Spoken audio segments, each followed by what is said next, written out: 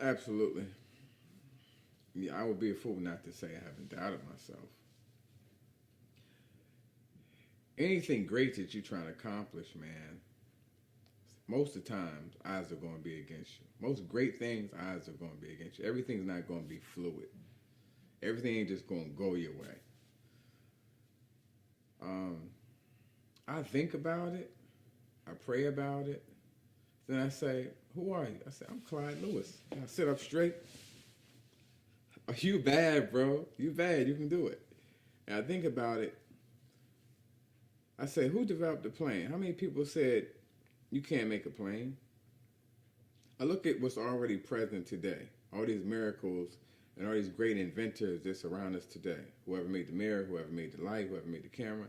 How many people actually doubted them, their hard work, their ambition, their goals, and they said, "You know what? You can doubt me all day long. I'm going to continue on to do what I'm doing on my journey and on my path to be ambitious and also to focus on my goals and achieve my goals." So that is kind of like I embed that and I incorporate that in my heart, my mind, my soul. And I say, if they did it, they didn't give up. We wouldn't have an airplane if an individual who wanted to invent it gave up. We wouldn't have a camera, a mirror, a lens, clothes to wear, shirts to wear, certain colors if people gave up. I'm not a quitter. I don't give up. I get laser focused. Once again, in order to incorporate these things and focus on your goals and ambition, you got to be dedicated, bro. You got to be determined. You got to be disciplined. And it's going to be some sacrifices that go down. And I'm willing to do all four.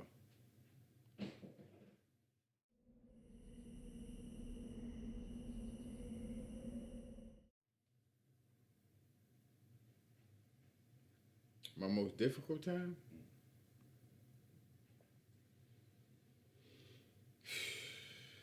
I got to exhale on that one, brother. I got a lot of difficult times, man. For one, I thank God I'm alive today. I'm present here today. That's for one.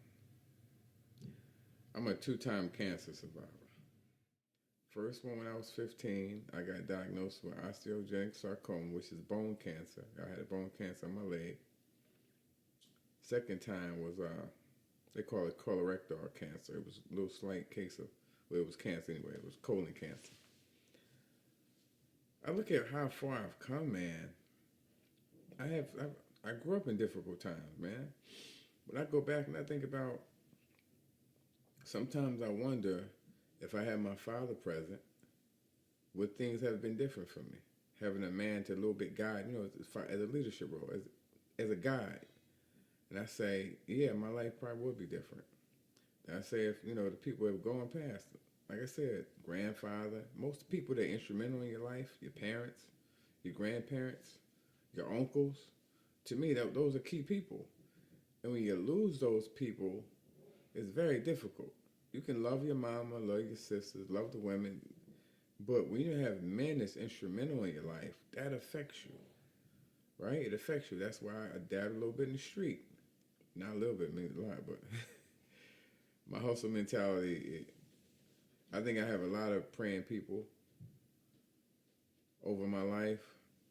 My mothers, my wife, my sisters, my parents, my grandparents. I have a lot of people that prayed for me. Prayed for me to probably turn from my old ways and to change my life. I am very confident in that. When you say difficult times, man, I say that was some of the most difficult times, and I think when you're lacking, man, everything else really don't seem as difficult. All you see is I'm a forward-looking individual. I don't keep looking back. I ain't. I keep looking forward. And my mother is an individual that's strong. She's strong-minded, strong-willed. She's the oldest of four. I said my grandfather was a cop. My mom would be considered an alpha female. And she raised me like hard. Like, you ain't got no excuses, boy. Stop. Don't be crying about nothing. Get up and go get it. I wasn't raised with excuses. I wasn't raised to say because you don't have a father that you can't do something. I wasn't raised like that. My mom was like, and what? You don't have one. You gonna get over. You be all right. So I wasn't raised with excuses because you don't have certain things. You can't achieve great things. I wasn't raised like that. My mom raised me. She was rough on me, and I need that because you give me an inch, boy, I'm gonna take a mile. I'm gonna run off. I'm gonna run off with the bag. But I was raised. My mom was strict with education, but she was limitless with power, limitless with you can be whoever it is that you want to be. It's your mind. It's your mentality. What are you shaping for yourself, son? What are you thinking about, son? You know what I'm saying? So she's educated like a mammy jammy, but her wisdom and knowledge is far beyond mine. And sometimes people will see certain things in you that you don't see in yourself. They see a potential, but it's ultimately up to you whether or not you see it yourself. You see a vision for yourself, and you can achieve great things for yourself. And she will always look at me like, you got great things inside of you. Don't waste your time. Don't waste your life. I can't tell you how you're going to live because you're grown. You're an adult. And certain things you have to find on your own. I can't give you everything. But the one thing God is, you got God. And nothing is impossible without God. And so even to this day, my leader is God. I can't say no man has took me by my hand and say, boom, boom, hey, you need this. I didn't have that. I really didn't have that. And I don't regret anything. I'll be honest with you. I don't regret a damn thing. I don't. I don't live with regret. I don't live what I wish I could do certain things different. I live for what I can change now and be better now. I have no regret. Because one thing about me, I feel like if you change one little thing in your life, you alter the rest of your life.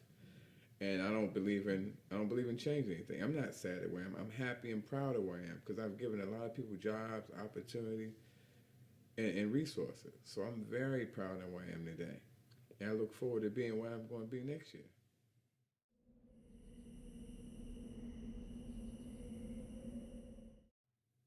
I knew I was going to be an entrepreneur. I was around it too much. Everybody in the street's an entrepreneur. Don't nobody clock in. And most people are entrepreneurs. You can be educated, but are you educated and are you goal-oriented? It's two different things, right? I'm college educated, but that doesn't give me ambition. It just tells me I know how to pass a test. It tells me I can list this on my resume, but it doesn't make you get up every morning.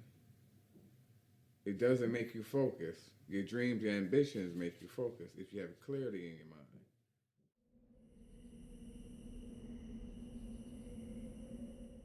My sister's father was actually an entrepreneur. He was a strong entrepreneur. And which is the most closest to me. He owned a flower shop, man. You talking about, and then you be like, flowers, like, come on, flowers, man. But he was a smart man, he was wise. He looked at the competition, he said, I only got one guy to compete against.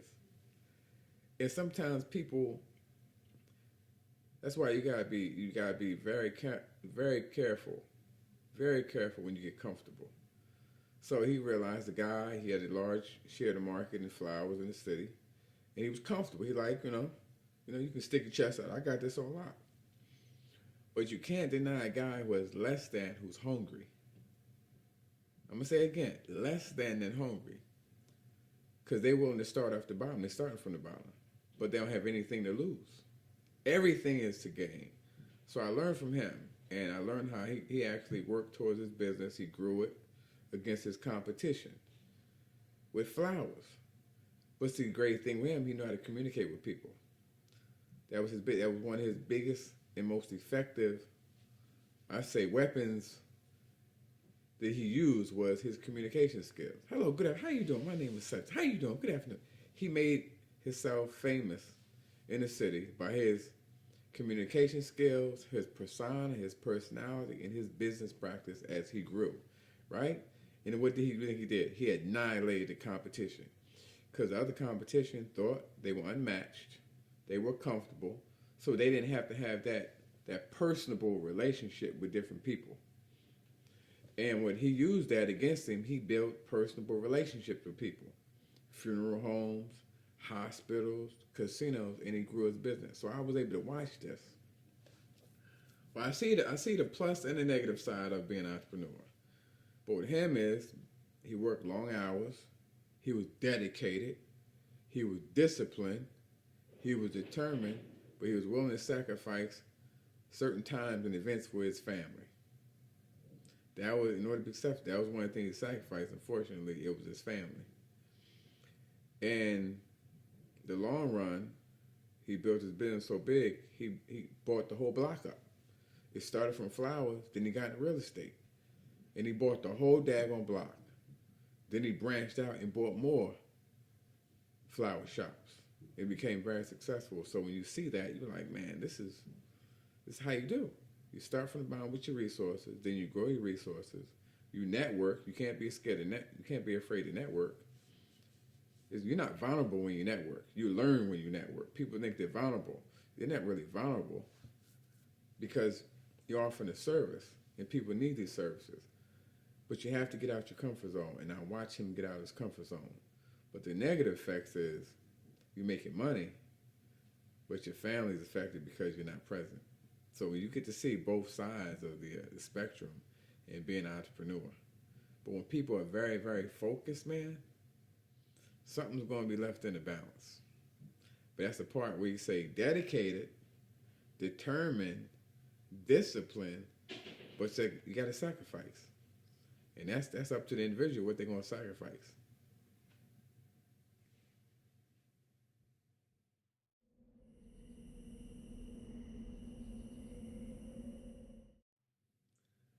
I was so focused on me being successful for my family that I kind of like, I wasn't always around to be attentive to the family. And they say you can have the best of both worlds. That's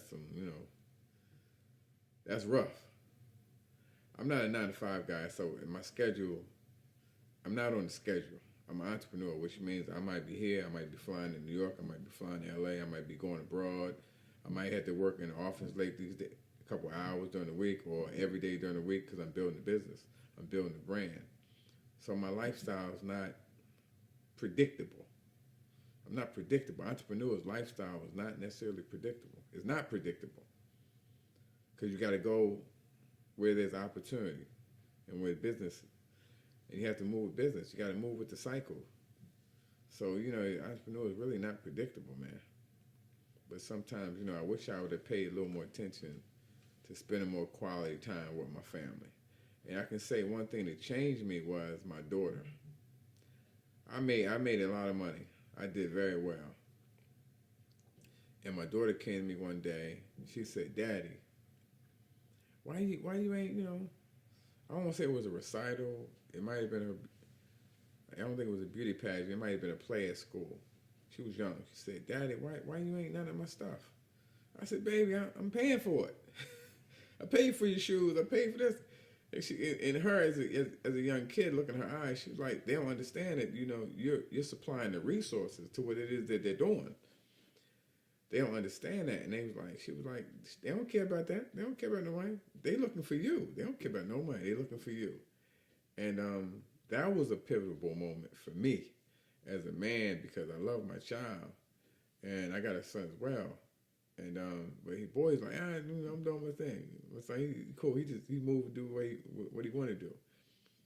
But my daughter looked at me because she was young. She was like, man, like the way she turned on me, she turned around like, man, you just don't get it. Damn the money. I want you here next time. And I was like, well, it kind of hurt me inside. I was like, whoa, wait. I'm paying for it. And I realized I fell into the same cycle as other men do as entrepreneurs, as my stepfather did. And I said from that point on, I literally changed my schedule. No matter whether it's going to cost me money or not, I made sure I was at every one of her events from that point on, even to this day. Because that was my priority. I'm working hard to supply a certain way of life for my family. But if you don't have a bond with your family, what are you doing it for?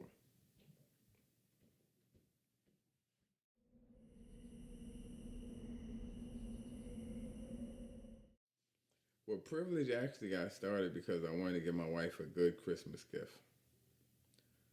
And I wanted to give her something of her own.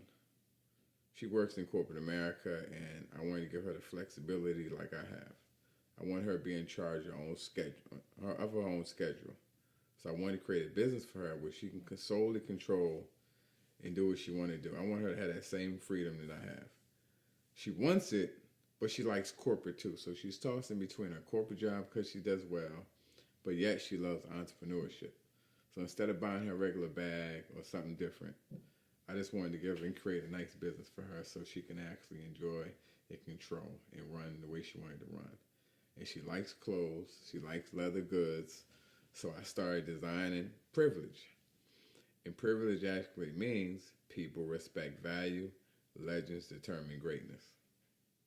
So that's how Privilege was established. Not because I just, wanted to create something. That was a business established solely for my wife to have her own sense of entrepreneurship and control and